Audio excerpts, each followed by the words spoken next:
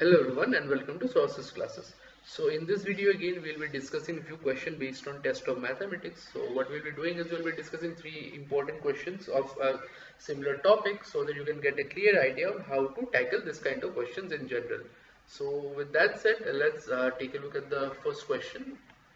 So a rectangle PQRS joins the point P 2, 3 Q x1 y1 R 8, 11 and S x2 y2. The line QS is parallel to y axis. Then find the coordinates of Q and X. Okay. So let's start off. Given that here QS is parallel to y axis. So now let me just draw the y axis so that the coordinate plane. Let me just draw that. Say this is my y axis and this is my x-axis. Okay, and say x dash y dash and 0. Okay, say this is line QS. So one thing we can see that line Q, for line QX, the x coordinate or the coordinate on with respect to x is always same no matter which point we consider. Be it for this consider, the only variation will be the value of y. Okay, only y there will be variation, but x will remain constant. So now let's take a look at the option. So here value of x changes, so this gets cancelled, this same, this same. So option A is basically getting cancelled. Okay, now we know this is a rectangle, right? PQRS is a rectangle. So we know diagonals of a rectangle bisect each other.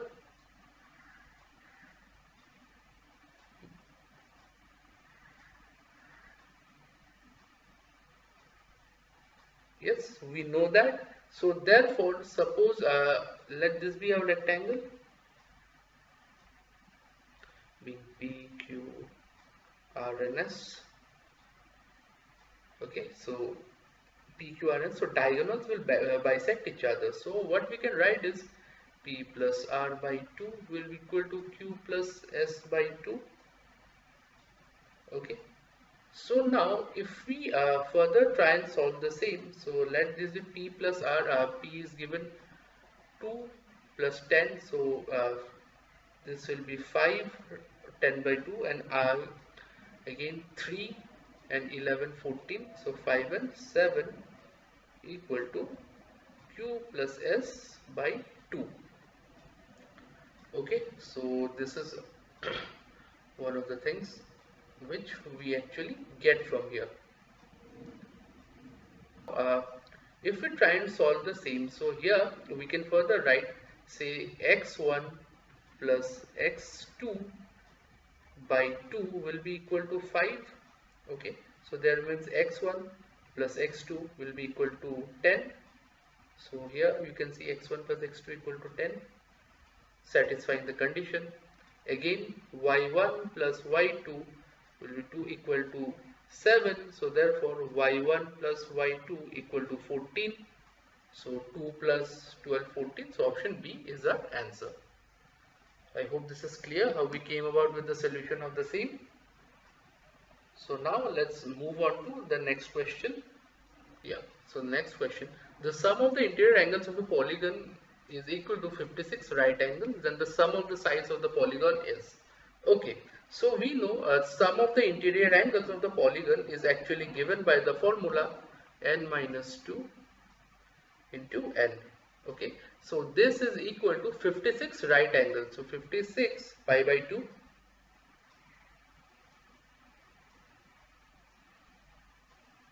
Okay, so I hope this much is clear. So if we further, okay, my bad guys, the formula is simply n minus 2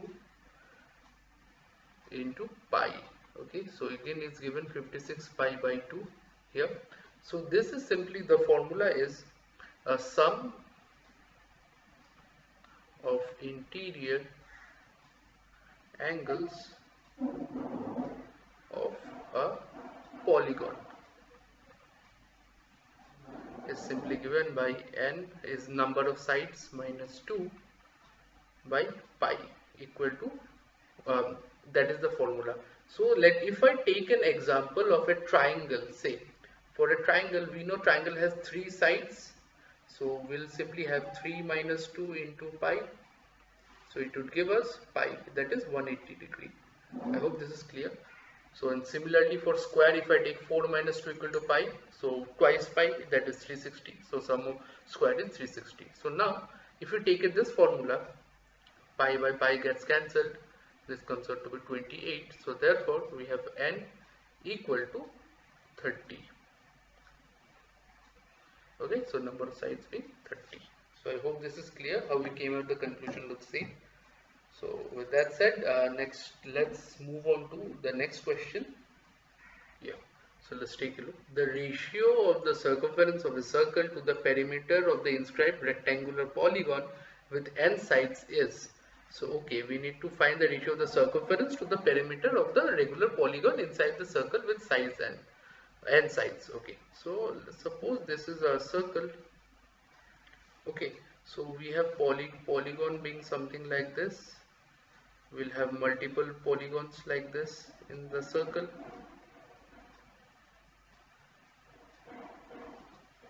Okay, say this is the center O.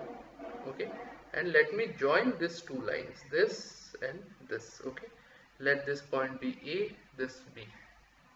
Now if we take a look at the triangle OAB, so let me just highlight the angle here.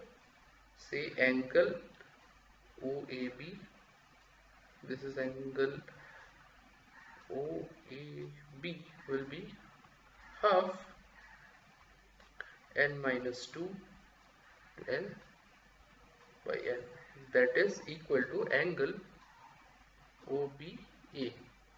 Okay, so this is again equal to OBA because both this will be the radius, so this particular triangle will be an isosceles triangle. Okay, since both the sides are equal, so these two angles will OAB and OBA will again be equal. So now again angle AOB, this particular angle will simply be given by n minus n by 2 by n, that is simply twice n by n. Okay, so I hope this much is clear. Now let's further move ahead. In triangle OAB, we have OA by sine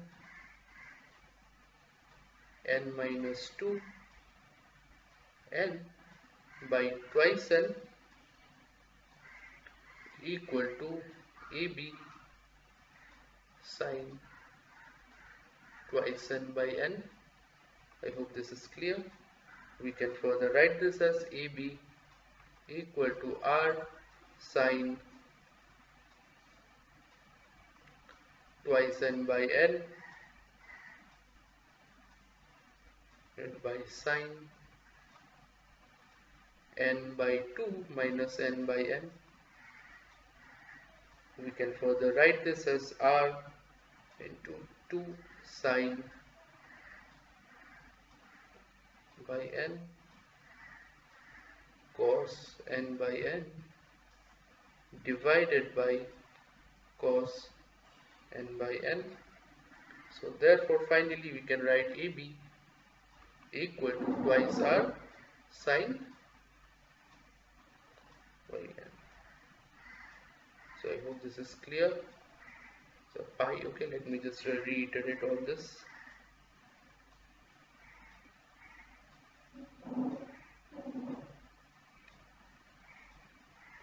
All this are pi, so that there is no confusion.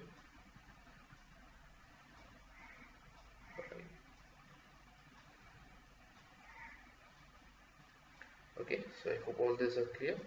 Sine pi by n. Now we know perimeter equal to R into twice and sine by n. So therefore required ratio